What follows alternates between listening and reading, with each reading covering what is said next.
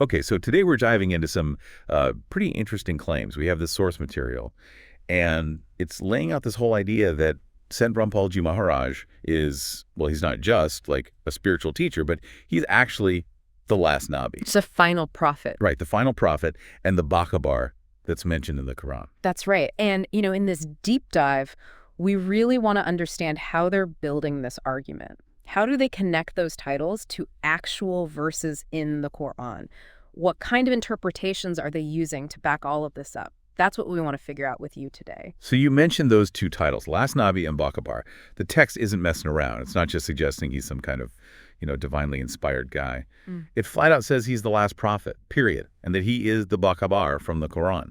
And a big part of this is that it's calling on Muslims to accept him as their, the top leader sent by God himself. And right off the bat, we should think about what those titles really mean within Islamic tradition. The idea of the last Nabi, the final prophet, is huge in Islam. To say that someone after Prophet Muhammad, peace be upon him, holds that title is a massive statement theologically. Yeah, absolutely. And it's the same with Bakabar.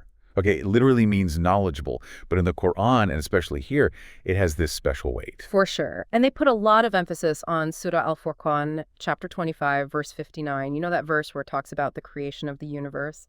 And then it says that if you want knowledge about it, you should ask one who is all aware, Bakabar. Right. And the key thing here is the direct connection the text makes. It doesn't just say, oh, this Sant Rampal Ji Maharaj, he's got knowledge. It says he is the Bakabar from that very verse. Like it's a one-to-one thing. They're saying the Quran is telling you to go to him to learn that he's that prophesied knowledgeable one. Okay, then they bring in another element, Surah Ashura, chapter 42, verses 1 and 2. Those verses start with these letters, Ha, Mim, Ain, Sin, Kaf. The text points out that a lot of people have no idea what these letters mean. Yeah, exactly. They're like these mysterious letters that show up at the beginning of some chapters in the Quran. Like Islamic scholars have all these different interpretations. Some say they're like divine secrets only God knows. Others say they're symbolic or have to do with sounds. There's no one agreed upon answer. And that's where the interpretation in this text gets really interesting. They claim that only Sant Rampal Ji Maharaj understands what these letters mean.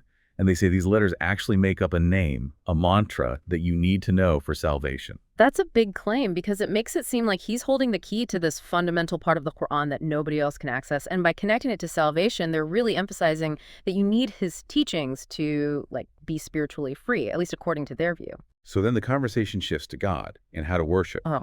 They argue that this Bakabar will reveal the real way to worship the real God. And they say this God is Kabir.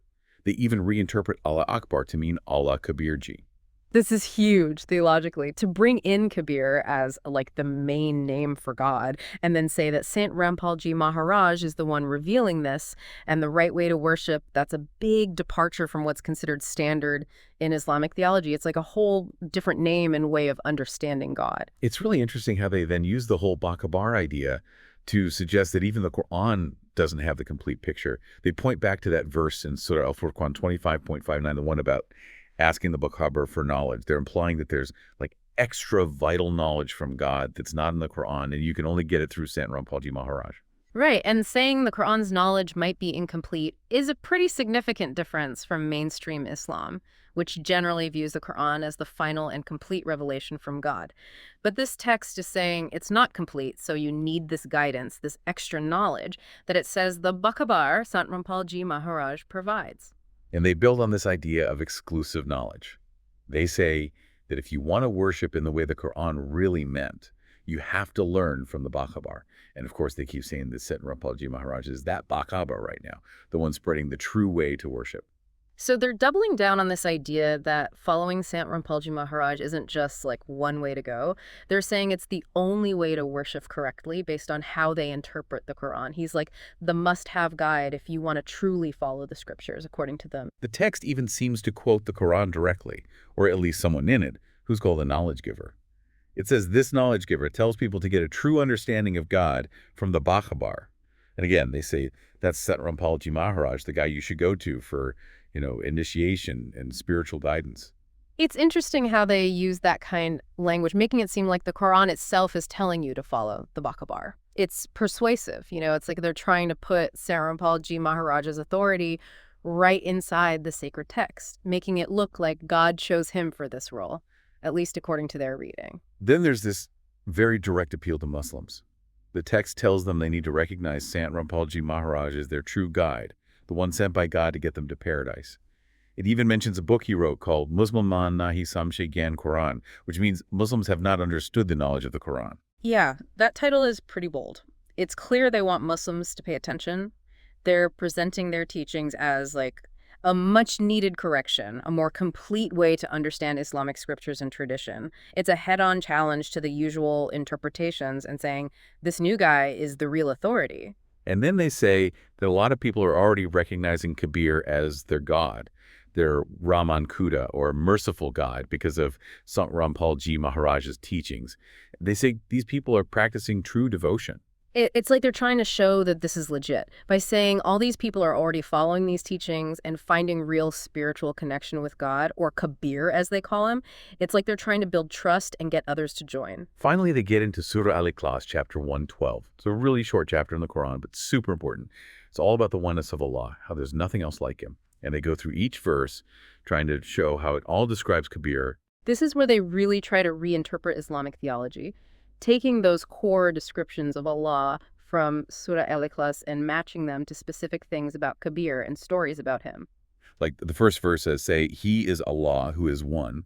They say this shows how perfect, undivided, unique, and powerful Allah is and how he's the ultimate ruler. Right. And then the second verse, Allah, the eternal refuge. They connect this to Kabir offering a safe place in this eternal abode called Satlak, where you escape the cycle of life and death. This brings in a whole cosmological idea that you don't usually see in interpretations of this chapter. And the third verse, he neither begets nor was begotten. Well, they address that by talking about the story of Kabir appearing in Kashti as a grown man on a lotus flower, no parents. And he raised 2 kids who were brought back to life. They say this shows Kabir is beyond human birth and can even conquer death, like Allah. That's a really striking way to interpret it, because the traditional understanding of Allah is that he's totally beyond anything physical, no form, no birth, no family. But here they're contrasting that with this very specific, miraculous story about Kabir. The last verse is, and there is none comparable to him. And they say Kabir had divine qualities that no one else had, like being able to go to Satlak in his physical body, not dying like other prophets or figures. So they're saying Kabir is truly unique, even compared to important figures in Islam and other religions. This is their final point, trying to establish that Kabir is the supreme being that Surah Al-Ikhlas is describing. And that, in turn, backs up their whole argument about Sant Rampalji Maharaj being his messenger and the Bakabar who reveals this truth. Okay, so to wrap up this deep dive, we've looked at this text that makes a pretty big claim. It says that Sant Rampalji Maharaj is the last Nabi and the Bakabar spoken of in the Quran. And they build this on specific ways of interpreting some key Quranic verses, especially from Surah Al-Furqan, Surah Ashura, and Surah Al-Ikhlas. Yeah. We saw how they're saying Saint Rampalji Maharaj is the source of true knowledge about God, who they say is Kabir. We also looked at how they argue the Quran doesn't have all the knowledge, so you need the Bakabar, Saint Rampalji Maharaj, to understand and worship correctly. And we saw that direct appeal to Muslims, urging them to accept Sant Rampalji Maharaj as their God-sent leader. And that book he wrote, offering what they claim is a deeper, more accurate way to understand the Quran. This whole thing really makes you think about how interpretation shapes our understanding of religion. I mean, it's amazing how different people can look at the same scriptures and come away with such different ideas. What does it mean to seek knowledge from someone claiming to have, like, the ultimate truth? What questions does this deep dive raise for you about faith, about religious knowledge, and about who we see as having authority in matters of religion? Really gets you thinking, doesn't it? It really does. Great stuff. Well, that's our deep dive for today. Always fascinating to explore these different viewpoints, to really get into the nuances. And as always, we encourage you, our listeners, to keep those critical thinking gears turning. Ask those questions, do your own digging, and come to your own conclusions. Thanks for joining us. See you next time.